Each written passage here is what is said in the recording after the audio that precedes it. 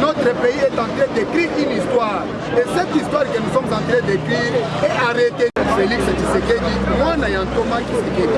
Elingi kolobani. Atubami tuna kape batu balobi ebele ke totoni na aéroport sikoyo kolekisakata non. Oye koyambande roi Philippe. Roi Philippe koya na ye na kati ya mboka, ça va nous apporter beaucoup de choses. Et beaucoup de choses au roi Philippe akoya kopesa biso bien ya koapporter biso. Eza na kati ya kobangisa bangune ebele. Bangune ebele. Batebele bande omituna ke non président Félix a sala ba voyage. Et le succès diplomatique à président Félix c'est apporté ce qu'on arrivé ya chef ya roi Philippe na kati ya mboka na biso. Et tokosuka wana te. Lelo bomoni ba boye. Lobi bomona ngali susu. Na koya kolobele susu lede pona likambu ya arrivé ya ba. Nous sommes la diplomatie ya président Félix. Otala nene ba bazo yemo. Otala bazo ba ponani. Soki lelo bozelo ba ke président Félix a lié. Tout ça, ça prouve que c'est même les élections. Mais le lot de Kobélé, parmi le premier ministre, pourquoi pas dédommager et public pas dédommager famille par rapport est-ce qu'il faut dans le comité, est-ce que Belgique a reconnaître que Yem Kaboma le monde? Le temps on reconnaître un ligne. À l'hôpital, c'est pour Yem Takou conserver le monde. Mais il faut que Mobutu les lois soient au Maroc. Ceux qui les lois balobi que roi ya Maroc a l'obakaya na Mobutu. Il est que Mobutu le roi va nous le monde.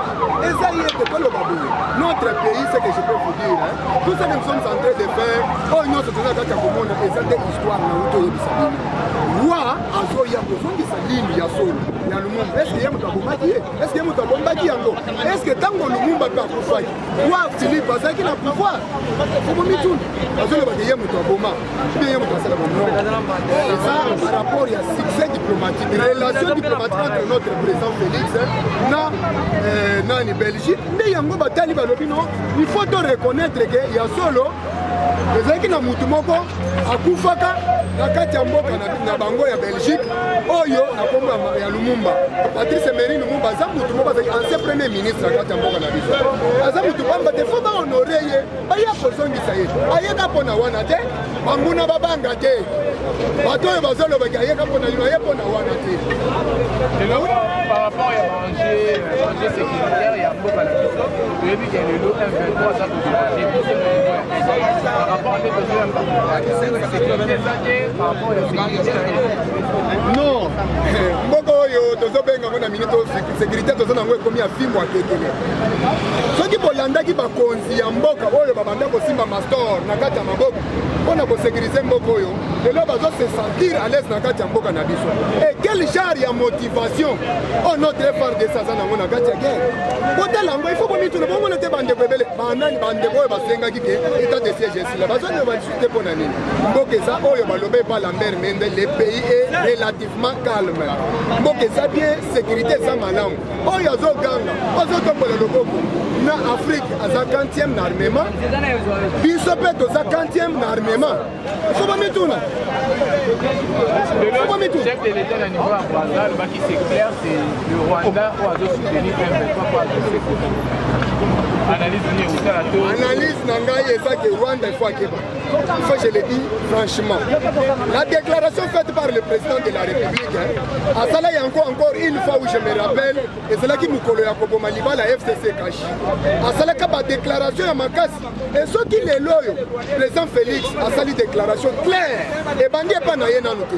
Et bandit pas de Konabiso, ministre des Affaires étrangères, il bandit en Boka, où il n'a pas caché les mots pour nous dire clairement que c'est le Rwanda qui attaque le FARDC, qui attaque la RDC. Et tant que le Bibongo et l'Ingi Kolobake, nous sommes prêts.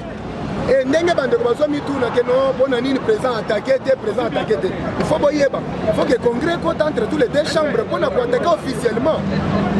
Et selon sur le temps, sur le plan diplomatique et sur le plan politique, le président Koloba bala mon côté. Mais tant que le président Zoloba officiellement pour que Rwanda soit attaqué biso et Zambala liboso te. Les Zambala nambal, les lois sont de documentaire. Tina Woman Watch, Azolobele Yango, Kabila a fait intégrer dans notre armée depuis 2012. Quand nous étions des combattants, parce qu'aujourd'hui nous sommes au pouvoir, il nous a fait intégrer les M23 ici à Kinshasa. Après, si on tenir à la police, pour pas pour ma biso. Et conséquence, il y a le M23 on a dit les lois. Les autres ont dit na FARDC. Mais moi, je suis le bino. Quand il y a FARDC, quand il y a la police, niet, Moutozolo Moulaïte, Moutozolo Songe, Toboy. Ce qu'on a dit, bande de Nabiso, Baso Kambarme, Baouta Kotuna Bango. Armée Nabiso, il y a 2 ans ou 3 ans, Babanda pour le Botosana Makasa, pour mettre attaque pour la cité. Mais ceux qui vont dire les lois armées Nabiso comme ils forte. Et ça pour Nani, parce que Tolongoli Batu à Bazolo et à Songe. Donc, tu as Bazolo net ya fachi beton net izolo na ngai boyo ou bien net ya ndeko. Ce qu'on tourne caméra na Dali bande pour Nabiso, nous va sécuriser biso. Au comment Bazolo na bango et ça net ndenge moko na biso. Mais quand les alaki attention que proposer te, attention que provoquer policier te. Au comment le policier ko baluka, pour le provoquer. Parce que aïe non.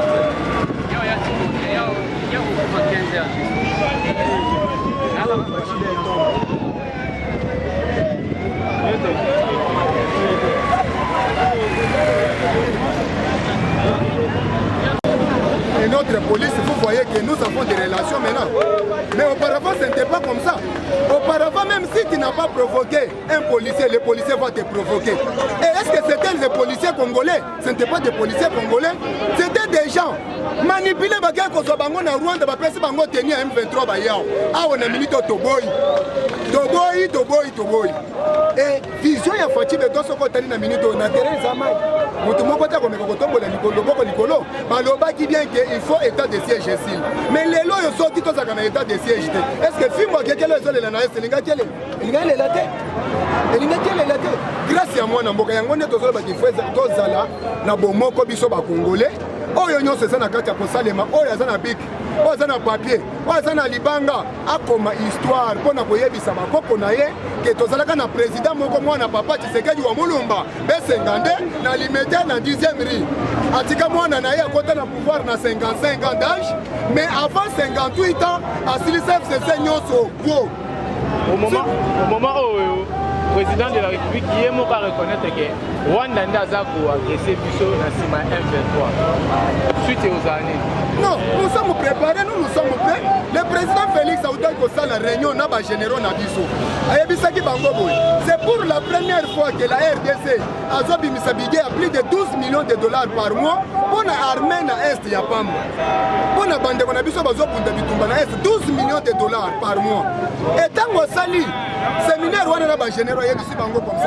C'est-à-dire vous me rendez incapable que Ngaïde naza incapable bona komoya kosilisa guerre na Est kati na bino c'est-à-dire bino pe kozana ba infiltrer kati na bino quand ba général ba yoke loko wana ba yako comprendre que non il faut tous avoir conscience et là le président Félix Ebandaki wana te président Félix et le président Félix qui a même commencé à agresser Paul Kagame. Je vais vous donner le preuve dans Tokai na Kenya na négociation au moment qui président Kenya yaki ayeko yamba président Félix tango yambiye bayambani mais tango Paul Kagame ayeko yamba président Félix asala kieni alakisa kieki na bo inde kona ngai vanda na yo na vanda na ngai mais tango akitiao eloko libosa asala kinini conseil de sécurité tango kotisa ngona ba généraux yebisi bango nini kosa l'effort place nyonso bokomona monguna ata soki akoti na liduso puku bolanda bobeta masa elingi koloba nini liduso puku ezawa c'est-à-dire Soko Yoki, de M23 télémine à la frontière, Congo na Rwanda. Au moins, Kimi, l'Andaya Tikuna Tozali. Pour rendre Bisso incapable, et notre président vient encore de le confirmer dans Congo Brazza. Alors bien que faiblesse na biso, na patience na biso, na tolérance, c'est l'île que biso tous faible. Ce sont des paroles qui annoncent la guerre. Ce sont des paroles qui annoncent la guerre. Vous voulez qu'on annonce la guerre comment? Encore au chef de l'État, au ministre de Toyebi, à Kénara, le droit est et Rwanda, Uganda. Encore, est-ce que tu peux Donald Trump a auto-signé accord quelque part dans un pays où j'ai oublié. Et aux États-Unis, on vient d'appeler Donald Trump que Tolingi va encore Rwanda. Et quels sont ces accords-là où nous ne profitons pas, que ce n'est que les Rwandais qui profitent? Hein? Quels sont ces accords-là? Moi, Namboka, le président Félix est un diplomate. Il peut commencer par les accords pour aboutir à Eloko Tosana Moui. Et il y a bien que le président Kotaki. Parce qu'il a une force à Mastor. Le président Kotaki. Parce qu'il a une force, il y a pas de député.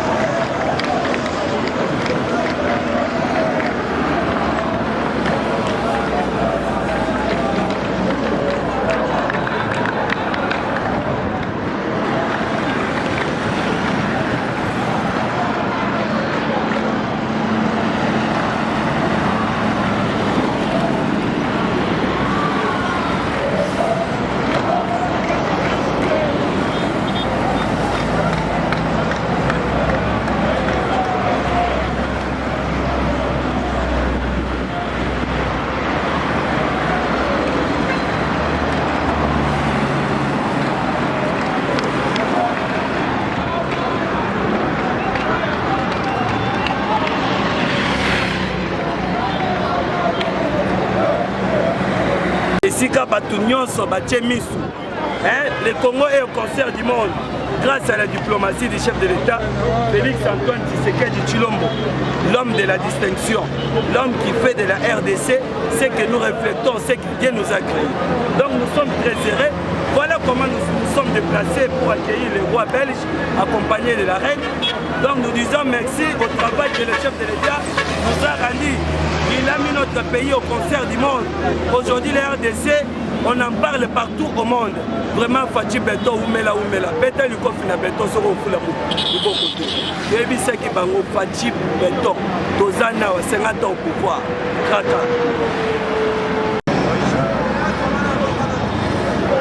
Même mandi ngapula bwase Chilombo Tshisekedi mwenza bwali bwanyikema bwanyi bisanji byonse bwanyi numbwa yini beto ujiko Chilombo ujiko bwanusi mwana wa mukalenga fumu wajitunga Chilombo Tshisekedi wa mudoro uvumo chieji wambanye lamina Tshisekedi nasa naye Yatoragere bana mana katemu wayaya Lwamvuluka ibana betu wayaya Chilombo Tshisekedi wa mulumba nyika bena mwana wa bena wakuchondo kumunga mamonzo wa bilumba Tshisekedi wanyika bulampuka momayi wa kanyenda Tshisekedi wa mulumba mwana wa bena wa mulumba mwolangwasa Chilombo wayaya mwa bwalu bweba wewo bwalu betu lero utalo bwani twangata umukwabu umwetu bana betu wayaya namanyayi bana betu wayaya bana mana katembwa namanya Chilombo Tshisekedi wa mulumba nyika bena mwana wa mchono kumungamba mungu wa bilumba Chilombo wayaya tena mulala wala umuwajitunga jetu mukongo Chilombo wayaya nye walu bana betu wayaya wakamba bana betu wayaya we Chilombo Tshisekedi yeye mfumu wajitunga bano mana katembwa mwana wa beno wawo kabeka mwanga mwana wa munzu wa bilumbu Tshisekedi wanyikimu fonansia bana betu waya nyinge ndange bana ne bana betu waya nyinge ndange bana ne kabula mpuga mo mai wa kanyinda kabula mpuga mo mai pabitana kabula mpuga mo mai wa kanyinda bana betu waya nyinge ndange bana ne Chilombo Tshisekedi yeye mfumu wajitunga bana betu wayaya nyinge ndange bana ne Chilombo Tshisekedi wa mulumba nyika bena mwana wa kuchondo kumungamba muzubu wa bilumba Chilombo Tshisekedi wa mulumba mwana wa bena wa mulumba beto Chilombo eyo bana betu waya jingenda ke bana nenda Chilombo Tshisekedi wa mulumba nyika bena mwana wa muchondo kumungamba muzubu wa bilumbu Chilombo Tshisekedi wa mulumba kabula mpuo ngoma wakanyinda kabula mpuo ngoma ipabitanda kabula mpuo ngoma ipabitanda bana betu wayaya jingenda ke bana nenda